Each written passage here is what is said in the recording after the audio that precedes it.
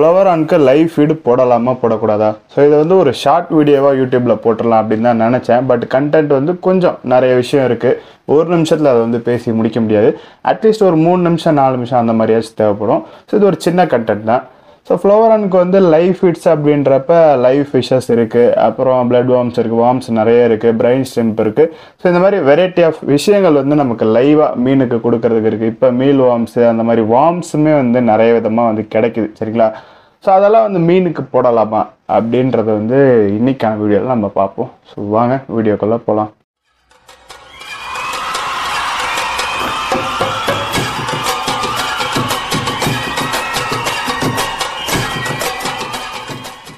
So ஒரு வளர்ந்துட்டு இருக்க ஃப்ளவர் ஆனுக்கு லைவ் ஃபீட் அப்படின்றது ஒரு முக்கியமான விஷயம் தான். க்ரோன் ஃபிஷ்ஷுக்கு வந்து மேக்ஸிமம் அவாய்ட் பண்ணிக்கோங்க. க்ரோன் ஃபிஷ்ஷுக்கு வந்து ஃபீடே வந்து நம்ம கம்மி பண்ணிடணும்.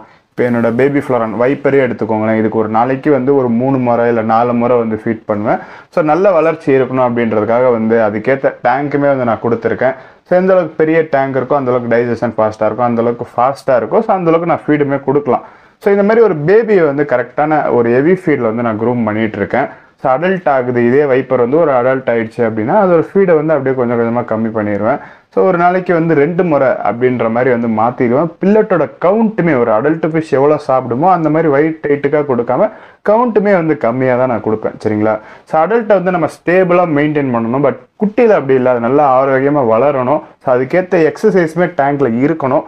ஸோ அந்த மாதிரி வந்து குட்டிக்கு ஒரு தனி க்ரூமிங் இருக்குது, அடல்ட்டுக்கு வந்து ஒரு தனி க்ரூமிங் இருக்குது. ஸோ இந்த டைமில் குட்டிக்கு நம்ம லைஃப் ஃபீடு போடுறோம் அப்படின்னா ரிசல்ட் வந்து இன்னும் நல்லா இருக்கும், ஃபாஸ்ட்டாக இருக்கும். அவ்வளோதான், மெயின் வந்து ஃபாஸ்ட்டு தான். ஸோ லைஃப் ஃபீடு அப்படின்றப்ப ஃபிஷ்ஷை வந்து மேக்ஸிமம் அவாய்ட் பண்ணிக்கணும், சரிங்களா? ஸோ என்னோட வைப்பருக்கு நான் ஒரே ஒரு கப்பி வந்து ஃபீட் பண்ணேன்.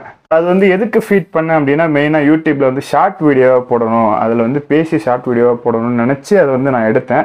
பட் அது யூஸ் ஆகாமல் போயிடுச்சு. அதுக்காக மட்டும்தான் வந்து நான் கப்பி வந்து அதுக்கு ஃபீட் பண்ணேன். அதேமாதிரி அந்த கப்பி ஹேண்டிகேப், பிறந்ததுலேருந்து அது செத்துரும் நினச்சி வளர்ந்த அடல்ட் வரைக்கும் வந்துருச்சு. இன்னும் அது சாகாமல் நல்லா தான் இருக்குது. ஸோ அது வந்து எனக்கு யூஸ்லெஸ். அதை வந்து நான் பேக் பண்ணுறப்ப ஃபிஷ்ஷஸ்லாம் சேல் ஆகிடுச்சு. பேக் பண்ணுறப்ப இருந்துச்சு அந்த ஹேண்டிகேப்பு, அதை தூக்கி வந்து நான் ஃபீட் பண்ணிட்டேன், சரிங்களா?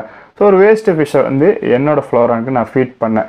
ஸோ ஒரு லைவ் ஃபிஷ்ஷை நான் இப்போ அதுக்கு கப்பியை வந்து அதுக்கு ஃபீட் பண்ணியிருக்கேன். அதனால் அதுக்கு என்ன பிரச்சனை வரும்? ஸோ ஒன் டே வந்து இவருக்கு நான் ஃபாஸ்டிங் கொடுத்துட்டேன். என்னோடய வைப்பர் ஃப்ளவர் ஆனுக்கு வந்து ஒன் டே நான் ஃபாஸ்டிங் கொடுத்துட்டேன். ஸோ லைவ் ஃபிஷ் அப்படின்றப்ப அது உள்ளே வந்து அதோட முள் போன்ஸ்ன்னு வச்சுப்போம். ஸோ ஃபிஷ்ஷோட போன்ஸ் வந்து நல்லா ஸ்ட்ராங்காக இருக்கும். ஸோ டைஜஷன் வந்து ரொம்ப டிலே ஆகும், அதுக்கு கஷ்டமாகவும் இருக்கும் டைஜஸ்ட் பண்ணுறதுக்கு. ஸோ அதனால் வந்து நான் அதை ஃபீட் பண்ணேன். மார்னிங்கே வந்து ஃபுட்டுலாம் போட்டுட்டேன். அதுக்கப்புறம் தான் யோசித்தேன் இந்த கப்பியை போட்டு வீடியோ எடுப்போமேனு. ஸோ வயிறு வந்து ரொம்ப டைட் ஆகிடுச்சு. அந்த ஒன் டே ஃபுல்லாக ஃபீட் பண்ணல. மறுநாளுமே வந்து ஆஃப்டர்நூன் மேலே தான் அதுக்கு வந்து பில்லட் ஃபீடிங் நான் ஆரம்பித்தேன். ஸோ அந்த மாதிரி ஒரே ஒரு சின்ன கப்பியை வந்து நான் போட்டதுக்கு நான் அதுக்கு இவ்வளோ ஒரு டயட்டை வந்து நான் கொடுத்துருக்கேன். டயட்னு சொல்ல முடியாது, ஃபாஸ்டிங் வந்து ஒரு 1 டேக்கு வந்து அதுக்கு கொடுத்துருக்கேன். ஜஸ்ட் வந்து அந்த கப்பி டைஜஸ்ட் ஆகணுன்றதுக்காக கிடையாது. அது வந்து டைஜஸ்ட் ஆகிருக்கும், அடுத்த ஒரு 4 மணி நேரம் 5 மணி நேரத்துலேயே வந்து டைஜஸ்ட் ஆகிருக்கும். பட் அது ஃபுல்லாக வயிற்றுலேருந்து கிளியர் ஆகி வெளியே வரணுன்றதுக்காக தான் அந்த ஃபாஸ்டிங்கு. ஸோ ஒரு முறைக்கு வந்து நான் இவ்வளோ கேர் எடுத்து இந்த ஒரு விஷயத்தை வந்து ஃபாலோ பண்ணியிருக்கேன். ஸோ வீக்லியும் வந்து போடுறவங்க இல்லை ஒரு மந்த்லி வந்து அப்படியே பார்க்குற கடையில் வந்து ஒரு 10 ரூபாய்க்கு இல்லை ஒரு 50 ரூபாய்க்கு கப்பியை கொடுங்க அப்படின்னு வாங்கிட்டு வந்து போடுறவங்களா அப்போ எந்த அளவுக்கு வந்து ஃபாலோ பண்ணணும்னு பார்த்துக்கோங்க. குட்டியிலே எந்த அளவுக்கு இருக்குது அப்படின்றப்ப அடல்ட்டுக்கு வந்து அதோட உணவில் இருக்க அந்த சத்து புரத சத்து எல்லாமே வந்து ஒரு ஸ்டேபிளாக தான் கிடைக்கணும், அதிகபட்சமாக வந்து அதுக்கு கிடைக்கக்கூடாது. ஸோ அடல்ட்டுக்கு வந்து லைவான விஷயம் எதையுமே வந்து நான் ரெக்கமெண்ட் பண்ண மாட்டேன். ஸோ ஃபிஷ்ஷு போடக்கூடாது அப்படின்னா மீதி வந்து இந்த பிளட் வார்ம்ஸ் இருக்குது, அப்புறம் இன்னும் ஒரு சில அந்த பிரைன் ஸ்டெம்ப்லாம் வந்து அடல்ட்டாக வேணும் அப்படின்னா நம்ம வீட்டில் கல்ச்சர் பண்ணலாம். இல்லைனா பிரைன் ஸ்டெம் அடல்ட்டே வந்து ஃப்ரோசனாக வந்து கிடைக்குது. ஸோ அதெல்லாம் வந்து வாங்கி நம்ம ஃபீட் பண்ணலாம். ஒரு லைவ் மீன் போடுறதுக்கும் இந்த மாதிரி ஒரு இன்செக்ட்ஸ் போடுறதுக்கும் என்ன வித்தியாசம்? மெயினானது அதில் வந்து போன்ஸ் கிடையாது. போன்ஸ்ன்னு விடுங்க, அது எல்லாமே வந்து ஈஸி டைஜஸ்டபிள். ஸோ ரொம்ப வேகமாக வந்து டைஜஸ்ட் ஆகிரும். மீனுக்கு டைஜஷனில் வந்து எந்த ஒரு பிரச்சனையும் கொடுக்காது. அண்ட் அதில் நிறைய ப்ரோட்டீன் கண்டென்ட் இருக்குது. ஸோ மீனுக்கு தேவையான ஒரு வளர வேண்டிய மீனுக்கு எவ்வளோ தேவையோ ஸோ அந்த அளவுக்கு வந்து ப்ரோட்டீன் கண்டென்ட்ஸ் அதில் இருக்குது. ஸோ ஃபாஸ்ட்டாகவும் டைஜஸ்ட் ஆகுது, அதிக ப்ரோட்டீனும் இருக்குது. ஸோ ஒரு வளர வேண்டிய ஃப்ளவர் ஆனுக்கு என்னென்னலாம் தேவையோ அது வந்து இந்த மாதிரி சின்ன லைவ் ஃபீட்ஸில் வந்து இருக்குது. வளர வேண்டிய ஃப்ளவர் ஆனுக்கு தான், அடல்ட்டுக்கு கிடையாது. ஸோ பிரைன் ஸ்டெம்பை வந்து இப்போ நம்ம ஃபீட் பண்ணுறோம் அப்படின்னா ஒரு ஸ்பெஷல் ஃபுட்டை தான் கொடுக்கணும். வீக்லி ஒன்ஸ் வந்து ஃபிக்ஸ் பண்ணிக்கலாம். மேக்ஸிமம் மந்த்லி அப்படின்னு வந்து நான் ரெக்கமெண்ட் பண்ணுவேன். வீக்லின்றப்ப இன்னும் கொஞ்சம் ஃபாஸ்ட்டாக ரிசல்ட்ஸ் இருக்கும், பட் ரெக்கமெண்ட் பண்ண மாட்டேன். மந்த்லி இல்லை இன்னும் கொஞ்சம் நல்லா இருக்கும்னு நினச்சிங்கன்னா 2 வீக்ஸ் ஒன்ஸ் அந்த மாதிரி வந்து ஸ்பெஷல் ஃபீட் கொடுங்க. மீல் வார்ம்ஸு, இந்த பிரைன் ஸ்டெம்ப் கொடுக்கலாம். அதை தாண்டி வந்து பிளட் வார்ம்ஸ் இருக்குது. ஸோ இந்த மாதிரி வார்ம்ஸ் வந்து நிறைய விதமாக இருக்குது. நைஸ் வார்ம்ஸ் இருக்குது, ஸோ எல்லா வார்ம்ஸுமே வந்து பார்த்தீங்கன்னா லைவாக இருக்குது அப்படின்னா அதில் கொஞ்சம் பிரச்சனையே வந்து இருக்கும். இப்போ இந்த நைஸ் வார்ம்ஸு பிளட் வார்ம்ஸ்லாம் வந்து பார்த்தீங்கன்னா குட்டையில் இறங்கி பிடிச்சிட்டு வருவாங்க. ஸோ அதில் ஊறுப்பட்ட கிருமி இருக்கும், பேரசைட்ஸ் இருக்கும், அது நம்ம மீனை பாதிக்கலாம். சரிங்களா? ஸோ ஃபீட் பண்ணுற உணவுமே வந்து கரெக்டான முறையில் வந்து க்ளீன் பண்ணி நம்ம ஃபீட் பண்ணணும். ஸோ இது வந்து மேக்ஸிமம் பிரைன் ஸ்டெம்பில் இந்த தொல்லை இருக்காது. பிரைன் ஸ்டெம்பில் மீல் வார்ம்ஸ்லாம் வந்து இந்த பிரச்சனை மேக்ஸிமம் இருக்காது, சுத்தமாக இருக்காதுன்னு சொல்ல முடியாது. ஸோ அதை வந்து கொஞ்சம் நம்ம ப்ரிஃபர் பண்ணுறது நல்லது.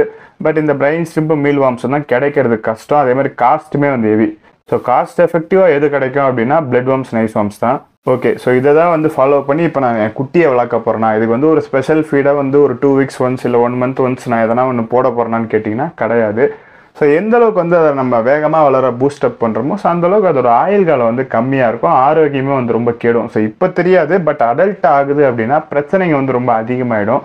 மெயினாக இந்த ஹைபிரிட் ஃப்ளோரான்ஸில் வந்து அதிக பிரச்சனை எனக்கு வந்து அது பார்க்க அப்படி தான் தெரியுது. ஸோ வயிற்றுக்குள்ளே தான் வர்ற மாதிரி இருக்குது. ஸோ நம்ம எந்த மாதிரி ஃபீடு கொடுக்குறோமோ அதை பொறுத்து தான் அதோட வயிற்றில் இருக்க பிரச்சனைங்க வந்து கம்மியாக வரும், எல்லாமே அடல்ட் ஆனதுக்கப்புறம் வரும். ஸோ அதனால் ஸ்பெஷல் ஃபீடு அப்படின்னு சொல்லி நான் எதுவுமே போட மாட்டேன். பட் ரேராக போடுறதுக்கு சான்ஸ் இருக்குது.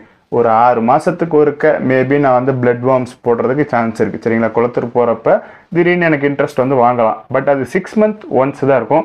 ஸ்பெஷல் ஃபீட்னு ஒரு 2 weeks இல்லை 1 month இருக்காது. போடுறோன்னா ரிசல்ட் பயங்கரமாக இருக்கும், பயங்கர க்ரோத் இருக்கும், பயங்கர ஃபாஸ்ட்டான ஒரு ஹம்ப் இம்ப்ரூவ்மெண்ட் இருக்கும், எல்லாமே நல்லா இருக்கும். பட் அது ஆயுள் காலத்தையும் வந்து கெடுக்கும். கிட்ட இருக்கிறது என்கிட்ட பிரச்சனை இல்லாமல் இருக்கணும். எனக்கு ஆயுள் காலம் கூட மெயின் கிடையாது, ஒரு 3-4 வருஷம் இருந்தால் கூட எனக்கு போதும். பட் அது உடம்பு சரியில்லாமல் போய் அதை சரி பண்ண வந்து நான் கஷ்டப்பட்டுக்கிட்டு அப்படிலாம் இருக்கக்கூடாது. இருக்கிற வரைக்கும் ஆரோக்கியமாக இருக்கணும். ஸோ அதுக்காக வந்து நான் லைஃப் ஃபீட்ஸை மோஸ்ட்டாக அவாய்ட் பண்ணுவேன். ஸோ பில்லெட்டு தான் ஹெவி ஃபீட் நான் கொடுக்கணும்னு நினச்சாலும் டைஜஸ்டாக பில்லெட்டு தான் கொடுப்பேன். ஸோ பில்லட்லேயே வந்து மோஸ்ட்டாக நம்ம மீனுக்கு தேவையானது இருக்கும். பில்லட் ஒன்றும் வந்து ஒரு காய்கறிகளை செய்கிறது கிடையாது. ஸோ அசைவத்தில் என்னென்னலாம் வந்து அவங்களால இன்க்ரீடியன்ஸ் ஆட் பண்ண முடியுமோ அது எல்லாமே வந்து பில்லட்டில் ஆட் பண்ணியிருப்பாங்க. பட் எல்லா பிராண்டுமே வந்து டிஃப்ரெண்ட் கண்டென்ட் இருக்கும் பில்லட்டில். ஒரு பில்லட் போடுறதுனால கலர் நல்லா வரலாம், ஒரு சிலதில் ஹம்ப் நல்லா வரலாம், ஒரு சில பில்லட் போட்டால் ரெட் கலர் மட்டும் பாப்பாய் நல்லா வரும். ஸோ அந்த மாதிரி ஒரு பிராண்டில் ஒரு மாதிரி இன்க்ரீடியன்ஸ் இருக்கும், அதுக்கேற்ற மாதிரி அதோட ரிசல்ட்ஸ் இருக்கும். ஸோ நம்ம டிஃப்ரெண்ட் பிராண்ட்ஸை வந்து நம்ம மிக்ஸ் பண்ணி போடலாம், நல்ல ரிசல்ட் இருக்கணும்னு நினச்சிங்கன்னா. இல்லைன்னா ஆவரேஜாக எல்லாத்தையுமே ஓரளவுக்கு கொடுக்குற ஃபுட்ஸ் அப்படின்மே வந்து ஒரு சிலதெல்லாம் இருக்குது. ஸோ அந்த மாதிரி டிஃப்ரெண்ட்டாக நீங்கள் ட்ரை பண்ணி பில்லட்ஸ்லேயே வந்து ஃப்ளோரானை நல்லா க்ரூம் பண்ணலாம். ஸோ எனக்கு தெரிஞ்ச என்னோட எக்ஸ்பீரியன்ஸில் கிடைச்ச என்னோட ஒப்பீனியனை வந்து இந்த வீடியோவில் சொல்லியிருக்கேன். ஒருத்தவங்களுக்கு ஒரு ஒப்பீனியன் இருக்கலாம், ஒரு மாதிரி வந்து உங்களுக்கு ஒரு ஐடியா இருக்கலாம் லைஃப் ஃபீட்ஸ் மேலே. ஸோ உங்களோட எக்ஸ்பீரியன்ஸ் என்ன, உங்களோட ஒப்பீனியன் என்ன அப்படின்றத கீழே கமெண்ட்டில் சொல்லுங்கள். எனக்கு தெரிஞ்சதை நான் சொல்லியிருக்கேன். ஒரு லைஃப் ஃபிஷ் வந்து நம்ம போட்டோன்னா அது எந்த மாதிரி பாதிக்கும், இல்லைனா வார்ம்ஸு, இந்த பிரைன் ஸ்டெம்ப் இதெல்லாம் லாங் டைமாக போடுறப்ப எந்த விதத்தில் பிரச்சனை இருக்குன்றதெல்லாம் நான் வீடியோவில் சொல்லியிருக்கேன். அவ்வளோதான். ஸோ அதை ட்ரை பண்ணுறது பண்ணாதது உங்கள் ஐடியா. சரிங்களா? ஸோ எந்த அளவுக்கு வந்து நீங்கள் லைஃப் ஃபிட்ஸை குறைக்கிறீங்களோ அந்தளவுக்கு நல்லது தான். ஸோ பிரச்சனைங்க கம்மியாக இருக்கும். ஸோ அவ்வளோதான். ஸோ இந்த வீடியோவில் தான். இந்த வீடியோ பிடிச்சிருந்தா லைக் பண்ணுங்கள். வேறு ஏதாச்சும் வீடியோ பண்ணேன் கீழே கமெண்ட் பண்ணுங்கள். பை.